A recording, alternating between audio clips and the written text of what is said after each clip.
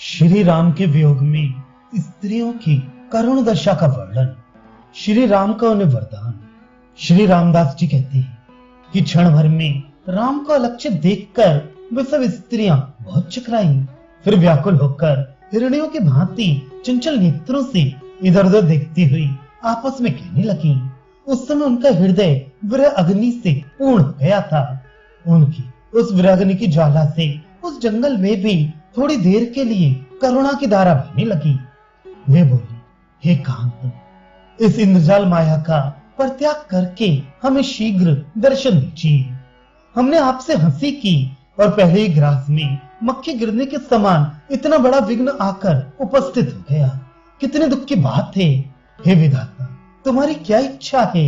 हे चित्त चोर, जान पड़ता है कि तुम हम सबको संताप देने के लिए ही यहाँ आई थी। तुम्हारा हृदय ही निष्ठुर है या हम लोगों की परीक्षा ले रहे हो? हमसे नाराज हो या हमारा चित्त चुरा रहे हो? क्या हमारे ऊपर तुम्हारा विश्वास नहीं है? क्या हमसे प्रेम नहीं करते हो? हम लोगों के साथ ठिठोली तो नहीं कर रहे हो? क्योंकि तुम मायाजाल फैलाने में भी बड़े निपुण हो। तुम किसी के चित्त में घुसने का कोई वैज्ञानिक एवं सूक्ष्म साधन जानते हो। बिना किसी अपराध के हमसे इतने क्यों लुट गए हो? दूसरों को धोखा देने में जो दुख होता है, क्या तुम उसे नहीं जानते? बिना तुम्हारा दर्शन पाए हम लोग जी नहीं सकेंगे, और यदि जिएंगे भी तो तुम्हारे दर्शनों की इच्छा से, अन्यथा नहीं। हे नाथ, हमें भी वहां ही चलिए जहां आप गए हो। दया करके हमें दर्शन दीजिए। सज्जन जन कभी किसी को दुखी नहीं देख सकते। इस तरह बहुत देर तक विलाप करके उन्होंने उनके आने की प्रतीक्षा की।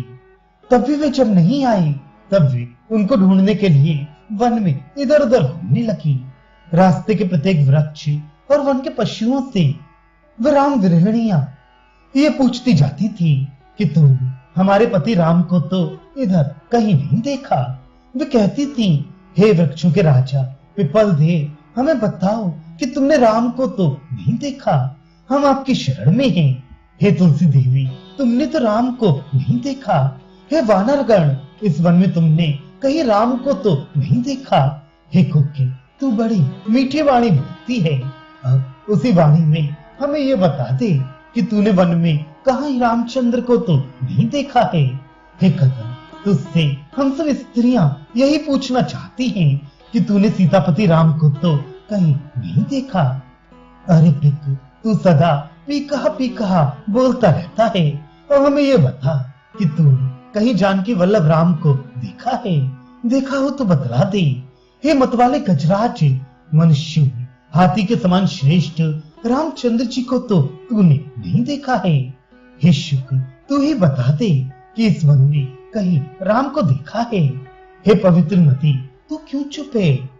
सप्तद्वीपों के अधीश्वर और हम लोगों के प्रभु रामचंद्र जी को तो तूने नहीं देखा है? यदि देखा हो तो बता दे। हे वायु, कहीं तुमने इस वन में कहीं सीतापति राम को देखा है? श्री रामदास जी कहते हैं, इस प्रकार राम के वियोग में पगली सी होकर वे स्त्रियां विलाप करती हुई चलती चलती गंडकी नदी के किनारे जाकर इस तरह प्रार्थना भर गायन गाने लगी। हे प्रभु, जब रावण वन में से सीता को हरण करके अपनी राजधानी लंका को ले गया था, तब क्या उनके लिए आपने कोई शोक नहीं किया था? हे नाथ, आपके वियोग से हमारा हृदय जला जा रहा है। शोक से व्याकुल होकर हम सब इस वन में आ पहुंची हैं। हे प्रभु, हमें एक बार अपना दर्शन दे दें और कोई वरदान भी दे डालें। यदि आप हमसे प्रेम नहीं करना चाहते तो ना करिए। हे राघव, जब तक हम सब काम वासना में रति सुख चाहती थी, अब उसकी इच्छा भी नहीं रह गई। जिस प्रकार आपने ब्राह्मणों की कन्याओं को वरदान दिया था, उसी तरह वरदान देकर हमारी भी कामना पूर्ण करें। हम किसी अगले जन्म में ही आपकी सेवा करना चाहती हैं। हमने करुणावश अथवा चंचलता से कोई अपराध किया हो तो उससे आप भूल जाएं। हमारे प्राण आपके दर्शनार्थ व्याकुल हैं। इस समय हम आपके दर्शनों की ही भीख मांग रहे हैं। हे राघव, आप नाराज ना हो और दासियों पर क्रोध न दिखलाएं। हम सब आपसे काम वासना की पूर्ति नहीं चाहती। इस समय आप हमें अपना दर्शन और दूसरे जन्म के लिए वरदान दे दें। हम सब आपकी शरण में हैं। आप हमारी रक्षा करके हमारा निस्तार करिए। हम आपको प्रणाम करती हैं। हे राम, क्या आप इतने हृदय हैं कि जो हम स्त्रियों को इस प्रकार दुखी देखकर भी आपके हृदय में दया नहीं आती? हे विष्णु, आपके पैरों में पड़ी हुई हम अबलाओं पर आपको इस प्रकार क्रोध नहीं करना चाहिए। हम पर दया करके हमें वरदान दीजिए। बुद्धिमान लोग बच्चों पर, गरीब स्त्रियों पर तथा अपनी संतान पर इस प्रकार को नहीं किया करते। इस कारण अपने क्रूर क्रोध का प्रत्याहार कीजिए। हम सब हाथ जोड़कर प्रणाम करती हैं। हमें वरदान दीजिए। हे नाथ, हे राघव, हे रमेश्वर, हे रावण, हे सीतापति, हे रिपु निषूदन, हे कंच नेत्र, हे विष्णु, हे राम, अपना दर्शन देकर आप हम कामनियों को दुख सागर से पार करिए। हे करुणा की समुद्र, अब दया कीजिए। हम दूसरे जन्म में आपकी सेवा करने की इच्छुक हैं। हम आपसे यही भिक्षा मांगती हैं। यदि ऐसा न करेंगे तो आपके विरह दुख से दुखित होकर हम सब स्त्रियां इसी गंडकी नदी में कूदकर अपने प्राण त्याग देंगी। रामदास ने कहा। इस प्रकार उन कामनियों का विलाप सुनकर रामचंद्र जी उनके सामने प्रकट हो गए। राम को प्रत्यक्ष देखकर वे स्त्रियां बहुत प्रसन्न हुईं और विकसित बदन होकर बार बार प्रणाम करने लगी। प्रत्येक मनुष्य इस नारी गीत को सुनकर अपनी अभिलाषित कामनाएं पूर्ण कर सकता है। इसलिए लोगों को चाहिए कि सदा इस नारी गीत के श्लोकों का पाठ किया करें।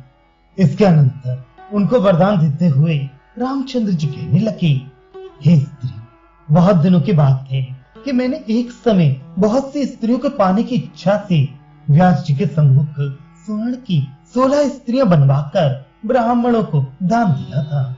इससे प्रसन्न होकर उन विप्रों ने हमसे कहा, हे रघुनंदन, तुम्हें इस दान का सहस्त्र गुना फल प्राप्त होगा, अर्थात 16 के बदले 16,000 स्त्रियां प्राप्त होंगी। अतः उनके आशीर्वाद अनुसार द्वापर में कृष्ण का रूप धारण करके मैं तुम सबको द्वारकापुरी में पारिण ग्रहण करूंगा। उस जन्म में तुम अनेक राजाओं की कन्याएं होगी। दुंदुभी राक्षस जिसको की बाली ने मार डाला है, उस जन्म में भौमासुर होगा और इस जन्म के समान ही तुम्हारा हरण करेगा। उस समय मैं भौमासुर को मारकर तुम सबको छुड़ाऊंगा और तब से तुम सब सानंद हमारे साथ विहार करोगी। इस प्रकार राम के वाक्य सुनकर उनका चेहरा खिल उठा और वे अत्यंत आनंदित हुई। इसी समय राम को खोजते हुए उनके पैरों के निशान देखते देखते लक्ष्मण आदि साथी भी वहीं आ पहुंची। जब उन्होंने 16,000 स्त्रियों के बीच में राम को देखा तो वे बड़े विस्मित हुए और जगदीश्वर राम को उन लोगों ने प्रणाम किया। जब राम ने उन स्त्रियों का वास्तविक वृतांत बतलाया तो वे बहुत प्रसन्न हुए और राम के आगे बैठ गए। इसके अनंतर राम की आज्ञा से हजारों वाहन आए, जिन पर उन स्त्रियों को बिठाकर रामचंद्र जी शिविर की ओर चले जहाँ की सीता जी बैठी थी।